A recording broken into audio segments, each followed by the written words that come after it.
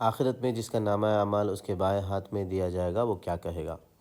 وہ کہے گا کاش مجھے میرا اعمال نامہ نہ دیا گیا ہوتا، مجھے معلوم نہیں تھا کہ میرا حساب ہوگا، کاش موت میرا کام تمام کر چکی ہوتی، میرا مال کچھ کام نہیں آیا اور میرا اتھارٹی پورا چلے گیا۔ اور اللہ will say, seize him and shackle him, then drive him into hellfire. Then insert him into a chain whose length is 70 cubits. Indeed, he did not use it to believe in Allah, the Most Great, nor did he encourage the feeding of the poor. So there is not for him here this day any devoted friend, nor any food except from the discharge of wounds. None will eat it except the sinners. اور جس کا نامہ اعمال اس کے سیدھے ہاتھ میں دیا جائے گا وہ کیا کہے گا؟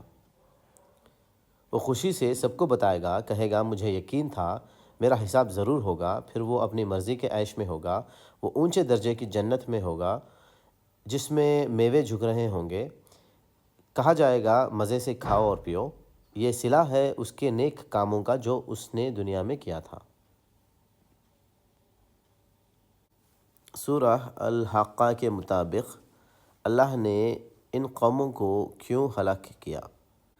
کیونکہ ان قوموں نے آخرت کا انکار کیا تھا۔ سورہ المعارج کے مطابق گنہگار آخرت کے عذاب سے بچنے کے لیے وہ کیا کوشش کرے گا؟ عذاب کے بدلے اپنے بیٹے، بیوی، بھائی اور خاندان کے لوگوں کو ایکسچینج کرنے کے لیے تیار ہو جائے گا جس پہ یہ خرچ کرتا تھا۔ سورہ المعارج کے مطابق جو شخص اپنے آپ کو بہتر یا اپ گریڈ نہیں کرے گا، اللہ اس شخص کو دنیا میں کیا انجام کرے گا؟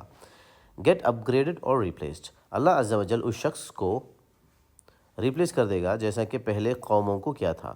اللہ تعالیٰ gives علم، sends messengers to give the messages and the warnings through the prophets and the signs. Signs means ayat, message in the form of Quran or Injil or Zabur or Tawrat, like this. نہیں سدھرے تو اللہ تعالیٰ replace کر دیتے۔ اور سورہ النبا کے مطابق آخرت میں کافر کیوں کہے گا کاش کہ میں مٹی ہوتا؟ وہ پنشمنٹس کے منظر دیکھ کر کہے گا کہ کاش میں مٹی ہوتا۔ آسمان اوپن ہو جانا، ماؤنٹینز فلیٹ ہو جانا، ہیل نزدیک دکھنا، تو یہ چیزوں سے، تو دوزخ کو دیکھ کر بیسیکلی۔ سورہ المعارج کے مطابق وہ کون ہے جو نمازوں کا اہتمام کرتے ہیں، جو نمازوں کو بلا ناغہ پڑھتے ہیں، جو نمازوں کی حفاظت کرتے ہیں؟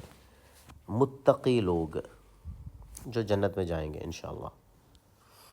سورہ النبا کے مطابق اللہ سبحانہ و تعالی کون سے 11 چیزوں پر غور و فکر کرنے کا حکم دیتا ہے؟ ارتھ، کیونکہ اس کو ریسٹنگ پلیس بنایا گیا، یعنی فرش کو۔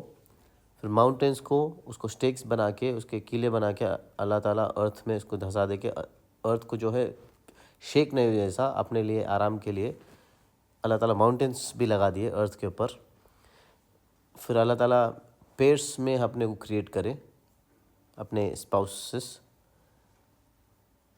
پھر اللہ تعالیٰ اپنے کو سلیپ بلکہ ایک چیز دیے اپن ریسٹ کرنے کے لیے، اور نائٹ دیے اپنے کو کور کرنے کے لیے، کلودنگ کرنے کے لیے، اینڈ ڈے دیے لائیولیہوڈ کے لیے، کام کر کے کچھ کما کے اچھا رہنے کے لیے، اور 7 اسٹرانگ ہیونز بنائے اپنے اوپر وداؤٹ پلرز، اپنے کو یہ پروٹیکشن دینے کے لیے۔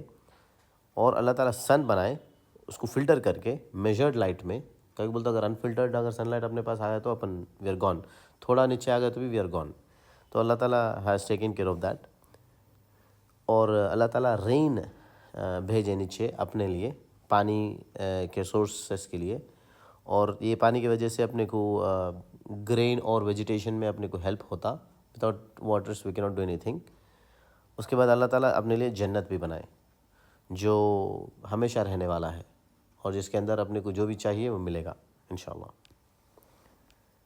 تو یہ چیزوں پہ اپنے کو غور و فکر کرنا ہے کہ اللہ تعالیٰ has allotted these things for us and we have to make the best use of it۔ سورہ الانفطار کے مطابق اللہ سبحانہ و تعالیٰ کس انسان سے سوال کر رہا ہے کہ اے انسان تجھ کو کس چیز نے اپنے رب کریم کے بارے میں دھوکے میں ڈال دیا؟ اللہ سبحانہ و تعالیٰ اس شخص سے پوچھ رہا ہے جو جزا اور سزا کے دن کو جھٹلاتا ہے۔ جزا یعنی ریوارڈ اینڈ سزا بولے تو پنشمنٹ۔ سورہ النازعات کے مطابق انسان جب قیامت کو دیکھے گا تو کیا خیال کرے گا؟ دنیا میں کتنا وقت رہا تھا؟ انسان خیال کرے گا کہ دنیا میں وہ ایک شام یا ایک صبح رہا تھا، ایوننگ اور نائٹ۔ سورہ المعارج کے مطابق قیامت میں حساب کا ایک دن کتنی مدت کا ہوگا؟ 50,000 ایئرس، 50,000 سال۔ سورہ الروم کے مطابق جس دن قیامت قائم ہوگی، گناہ گار شخص قسمیں کھا کر کیا کہے گا؟ جس روز قیامت قائم ہوگی، گناہ گار قسمیں کھائیں گے کہ وہ دنیا میں ایک گھڑی سے زیادہ نہیں رہے۔ سورہ روم کے مطابق اللہ سبحانہ و تعالیٰ کن لوگوں کو کہہ رہا ہے کہ وہ مردے، بہرے اور اندھے ہیں؟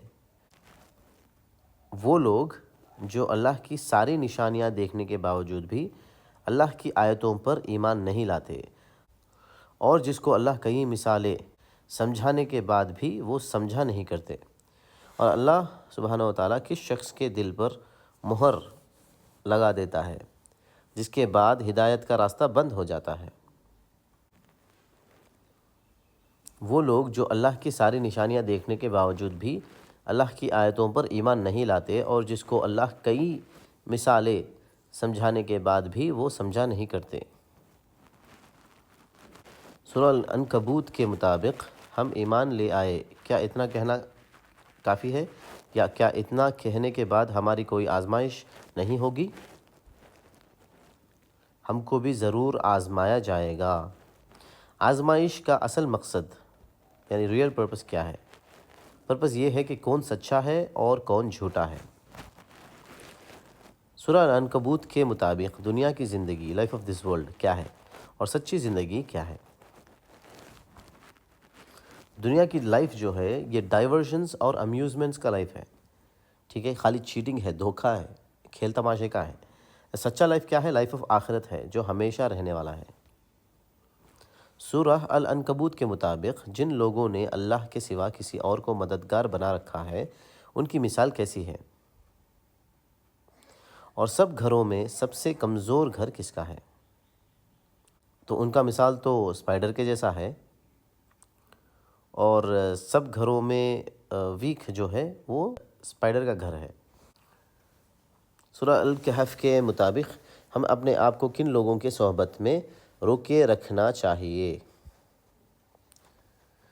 جو صبح اور شام اللہ کی عبادت اس کی رضا جوئی کے لیے کرتے ہیں، یعنی with those who call upon their Lord in the morning and the evening seeking his countenance۔ اور کن لوگوں کی صحبت سے دور رہنا چاہیے؟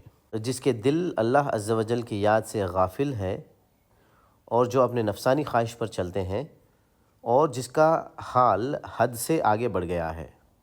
تو we should not be with this kind of people۔ And do not obey one whose heart we have made heedless of our remembrance, and who follows his desire, and whose affair is ever in neglect۔ سورہ الکہف کے مطابق عمل، actions کے لحاظ سے سب سے بڑے خسارے میں یعنی بگیسٹ لاس میں کون ہے؟ They are those whose effort is lost in this worldly life, while they think they are doing well in the work۔ سورہ الکہف کے مطابق ہمیں اپنے نسلوں کے ایمان کی حفاظت کے لیے کیا کرنا چاہیے؟